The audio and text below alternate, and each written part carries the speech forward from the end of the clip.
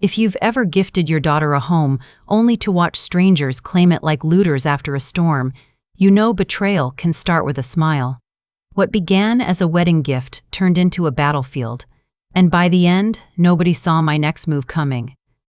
Stay until the end, because this revenge was quiet, elegant, and unforgettable. Subscribe so you don't miss part 2. My name is Olivia Parker, 72 years old, and I've learned that sometimes the cruelest people walk into your life wearing wedding suits and calling you Mom. My daughter Claire had fallen in love with a man named Colin Hayes, polite smile, soft voice, the kind that makes you believe he was raised right. But love can blind even the sharpest eyes. Claire begged us to support her marriage. My husband Daniel and I had our doubts. Colin brought nothing. No house, no car, not even an engagement ring. Claire secretly bought her own so we wouldn't worry. She thought it was love. We thought maybe it could work. We decided to give her a fresh start. A house, fully renovated, bright and beautiful, in the suburbs of Boston. Daniel spent months overseeing every detail. It was our gift to her, a foundation for her future. But before Claire even walked down the aisle, Colin's family arrived like an invading army. His mother, Ruth, marched through the gate with her arms crossed. Her husband, Dale, followed, inspecting everything like it belonged to him. "Why are all these doors shut?" "Is this a prison?" Ruth barked. "Colin, tell the neighbors to be more friendly." "And this gate? Looks like a bank vault." "Get someone to tear it down." I froze. She hadn't said hello. She hadn't thanked anyone. She was already issuing orders. Inside, Dale lit a cigarette. Inside my daughter's brand new home, and snuffed it out on the nightstand, leaving a black burn mark. Ruth kicked her shoes up on the master bed, dirt smearing the linen. And then she smiled, as if delivering great news. "This room is perfect." "We'll take it." Claire's face drained of color. "Excuse me?" Ruth waved her off. "You don't need a master bedroom yet. You don't even have kids." "It's wasted on you. We'll take this one." "The guest room can be for Leo. Tyler and Jenny will move in too. It's only fair family uses the house." Claire's jaw tightened. She tried to keep her voice calm. "This house was a gift from my parents. It's not a boarding house." Dale blew out smoke through his nose, stepping forward like a man claiming land. "Your house?"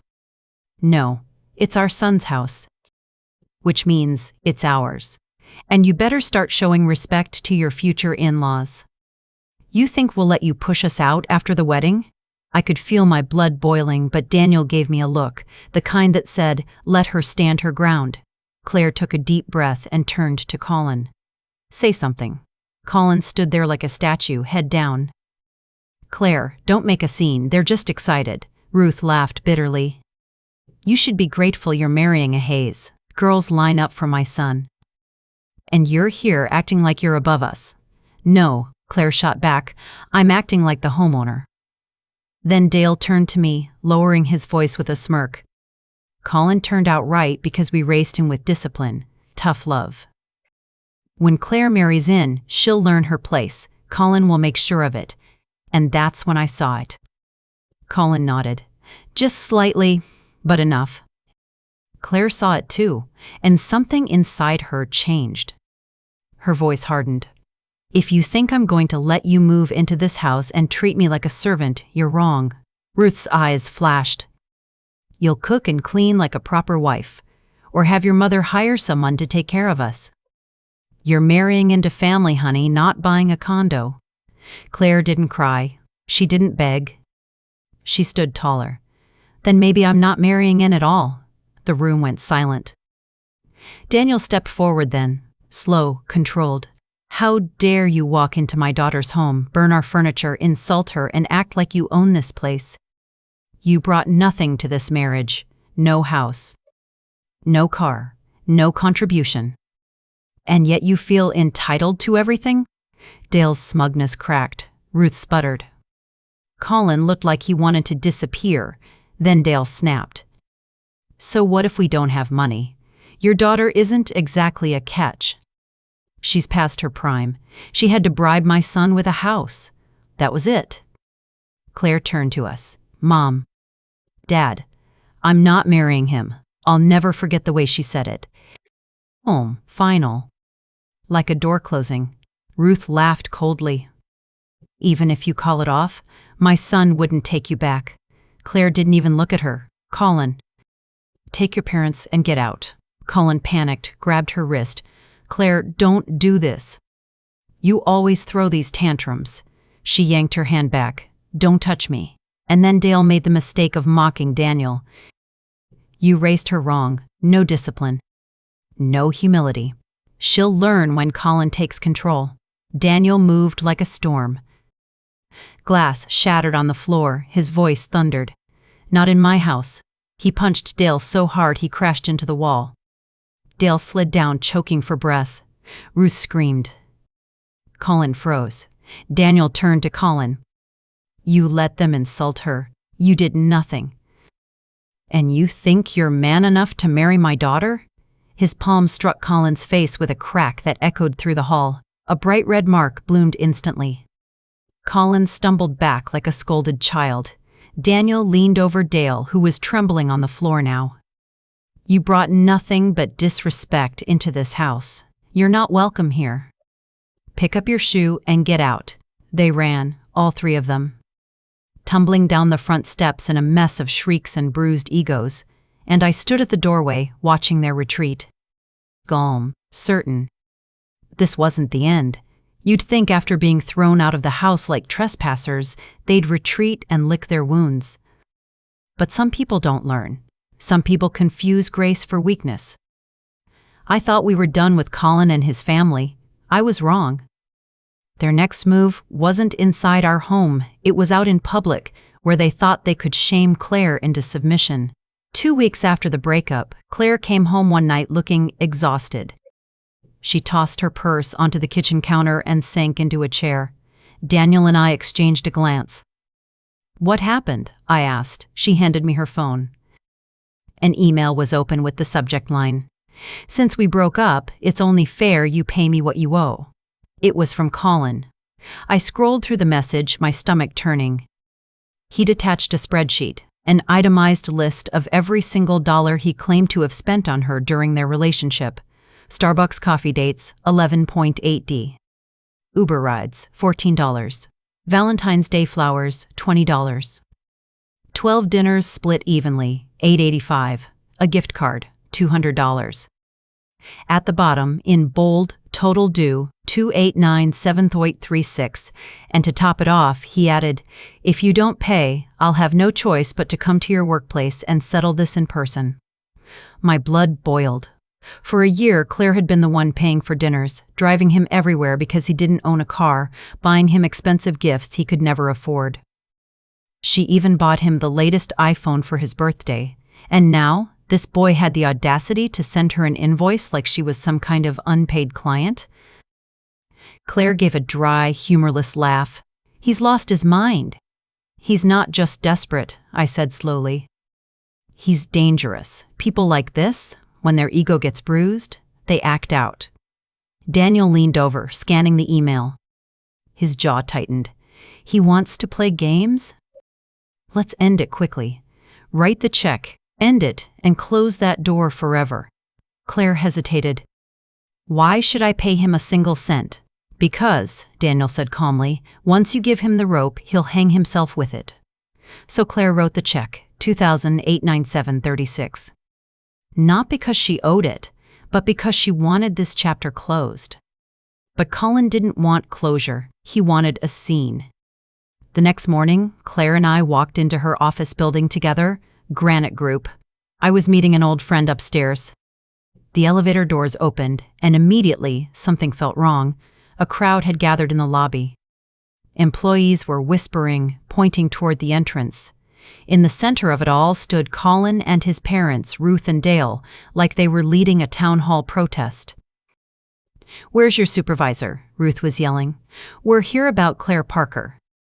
She owes my son money and refuses to pay." Claire froze beside me, her cheeks flushed with a mix of shock and fury.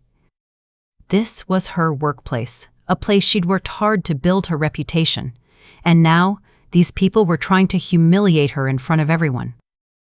As we stepped out of the elevator, Ruth spotted her. Her finger shot out like a dagger. There she is. Everyone, this is the woman who used my son. She dated him for a year, spent his money, and dumped him like trash. A murmur rippled through the lobby. I heard snippets. Is that true? But isn't her dad on the board? I thought she came from money. Claire's shoulders stiffened. She wasn't used to this kind of public attack. She was used to boardrooms, not circuses. I stepped forward. Enough. The moment Ruth saw me, I saw it, a flicker of fear. She remembered Daniel's punch. She remembered the night she tumbled down our front steps like a rolling barrel. But pride made her puff up her chest again. We just want what's fair, she said, loud and theatrical. Your daughter owes my son, and we're here to collect. I crossed my arms. Oh? Then tell everyone exactly how much she owes. Ruth hesitated for a fraction of a second before barking, $2,897,036. The lobby went dead silent for a beat. And then, laughter. Someone near the elevators snorted. Wait. All this for less than $3,000? Another voice. She owes 36 cents? Who even tracks that? Their mockery spread like wildfire. Dale, desperate to regain control, pulled out a giant poster board covered in Colin's ridiculous spreadsheet.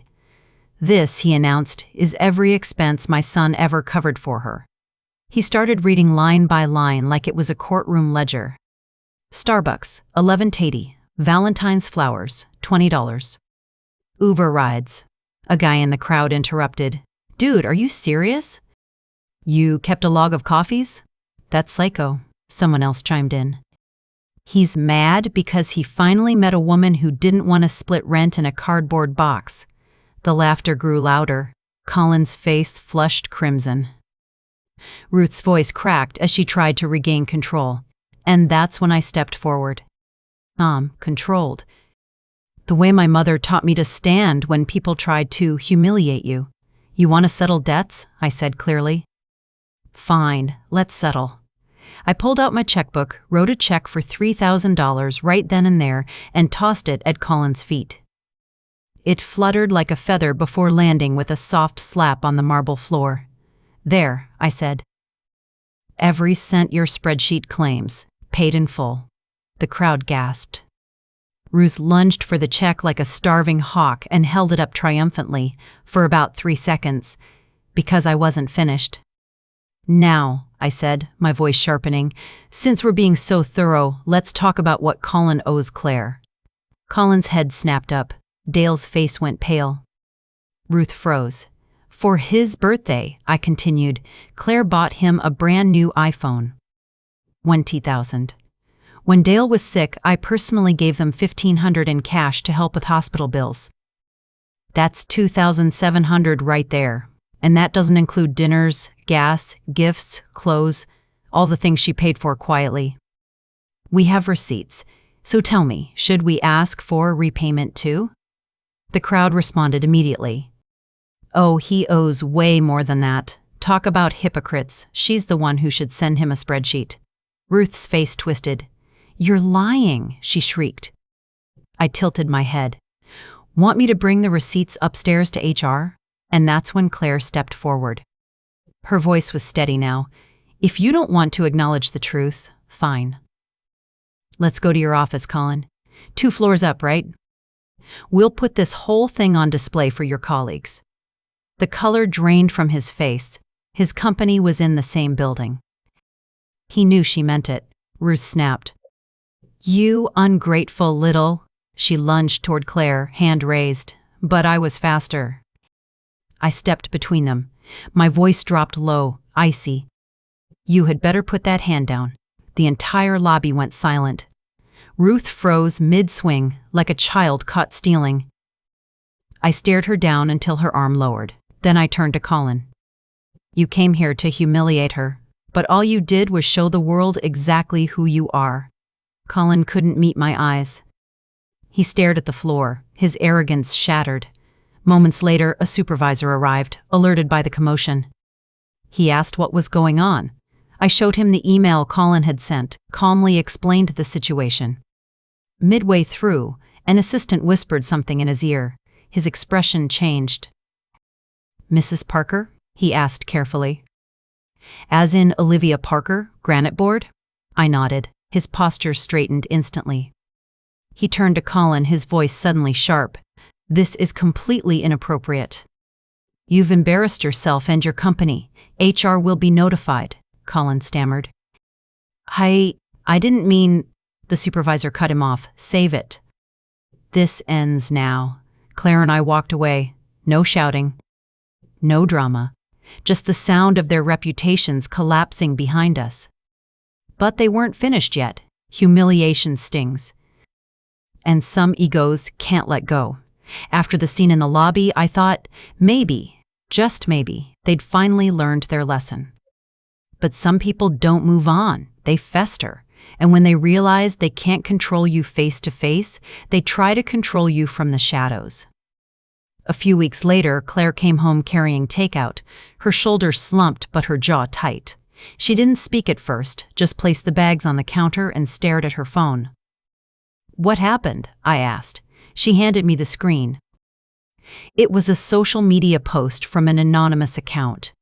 Blurry photos of Claire, edited clips from old videos, twisted captions designed to humiliate her. "Real-life gold digger," it read. "Used her ex, flaunted her rich family, dumped him when she found better." My chest tightened. The pictures were clearly taken by Colin over the course of their relationship. He cropped himself out, changed usernames, but the fingerprints of bitterness were all over it. "Can you trace it?" I asked. She shook her head. "He's hiding behind a burner account. But Mom, look at the tone." "This is him." Her voice cracked for the first time in weeks, not out of weakness, but exhaustion. "I just want him to stop." "I'm not even responding. Why won't he just leave me alone?" I reached over and squeezed her hand. "Because this isn't love, sweetheart. It's ego. He doesn't want you back. He just can't stand watching you walk away on your own terms." That night, I made a phone call to an old college friend who now worked at a top law firm. By morning, a formal legal notice had been sent. Take down the defamatory content immediately, preserve IP data, and prepare for civil action. We also filed a harassment complaint to create a legal paper trail. For a few days, things were quiet. Claire focused on work again. She started smiling more at dinner. We thought it was over. Then a handwritten letter arrived in the mail. No return address. But the handwriting was unmistakable. "Claire, I know I made mistakes. I shouldn't have listened to my parents. You were my light. I have nothing left now. If you don't come back, I don't know what I'll do." My stomach turned. This wasn't remorse. This was emotional blackmail. I didn't hesitate. We took that letter straight to the courthouse and filed for a restraining order. Claire sat in the waiting area, gripping that letter so tightly her knuckles went white. "Why does it still feel so heavy?" she whispered. "I'm doing everything right, but it's exhausting." I put my arm around her. "You're not tired. You're healing. That's different." For the first time, when she looked up at me, there was no fear, just resolve.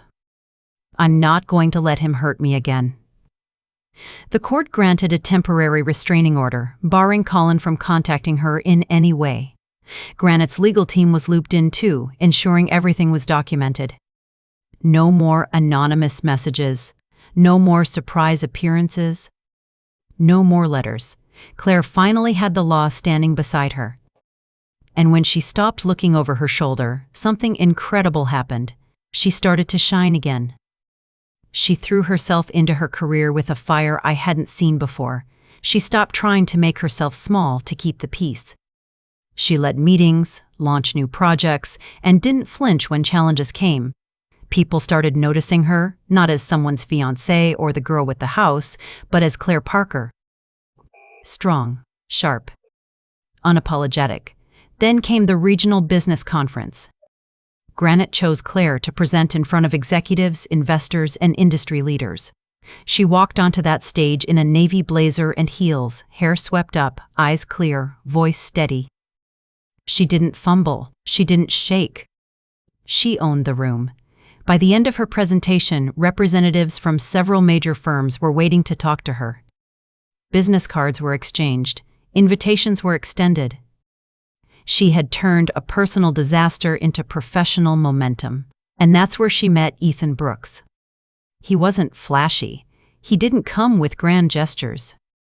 He was the co-founder of a successful investment firm, an MIT graduate raised in San Francisco. But he had something Colin never did: quiet confidence, thoughtfulness, respect. Their first conversation wasn't about romance. It was about strategy, market shifts, leadership. It lasted 10 minutes, and then they went their separate ways. A week later, a handwritten note arrived, not begging, not demanding, just thanking her for her presentation, offering insightful feedback, and including a book on leadership he thought she'd enjoy.